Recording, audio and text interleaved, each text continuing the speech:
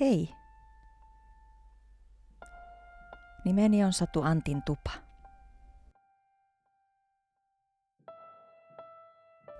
Haluan kertoa teille siitä muutoksesta, jonka koin, kun Jeesus tuli sydämeeni. Elin lapsuuteni perheessä aina 13 ikävuoteen asti aivan normaalia elämää. En huomannut mitään erikoista, kunnes 13 ikävuoden jälkeen aloin tuntea ahdistusta.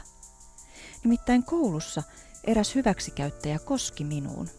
Se muutti ajatuksiani itsestäni. Halusin kuolla ja aloin hautoa itsemurhaa. Ajattelin, että viilän ranteeni auki. Mietin, miten onnistuisin riistämään itseltäni hengen. En kuitenkaan siinä onnistunut. Ajattelin paljon itsemurhaa ja tappelin äiteni kanssa lähes päivittäin.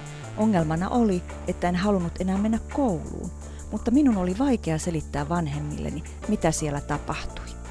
Erään kerran ollessani keittiössä äidin kanssa otin veitsen laatikosta ja uhkasin sillä häntä. Mutta hän sanoi, olen valmis. En ymmärtänyt ollenkaan, mitä hän tarkoitti. Kun pikkusiskoni tuli keittiön, työsin äkkiä veitsen takaisin laatikkoon, sillä en halunnut hänen näkevän mitään sellaista. Halusin niin kovasti kuolla, mutta äitini sanoi, että jos kuitenkin lukisin Raamattua. Totesin siihen, että myöhemmin, vasta 30-vuotiaana, olisin halukas sitä lukemaan. Päivittäiset riidat äidin kanssa jatkuivat.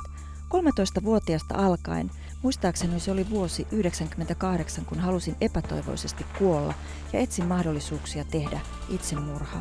Mutta yrityksistäni huolimatta en onnistunut. Mietin, miksi en. Samoihin aikoihin eräs lapsuuden ajan luokkakaverini ja toinenkin kaverini tulivat uskoon. Hämmästyin siitä valtavasti. Minusta tuntui, että he elivät valkeudessa ja olivat niin onnellisia löydettyään Jeesustien. Minä taas koin ahdistusta ja elin pimeydessä.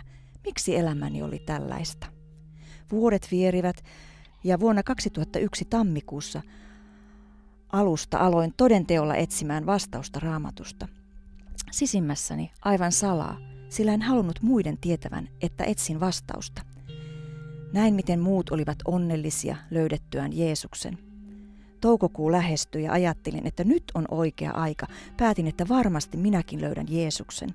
Se oli joko 14. tai 15. toukokuuta, kun annoin elämäni Jeesukselle, polvistuin ja rukoilin, pyysin Jumalalta syntejäni anteeksi. Hän muistutti minua kirjeestä, jonka lapsuuden ystäväni oli minulle antanut. Löysin sen ja siinä olevan Raamatun kohdan. Avasin Raamattuni roomalaiskirjeestä 10. luku 9-10. jae, jossa puhutaan suun tunnustuksesta. Luin kohdan huolella ja rukoilin uudestaan palavasti ja pyysin, anna Jeesus kaikki pimeydessä tekemäni synnit anteeksi. Jeesus, joka olet valo, tule sydämeeni ja pelasta minut. Siinä samassa koin Jeesuksen läsnäolon. Jeesus on täällä.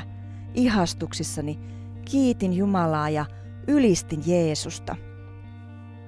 Seuraavana päivänä kerroin ratkaisustani äidille, joka tuli valtavan iloiseksi siitä, että Jeesus oli tullut sydämeeni.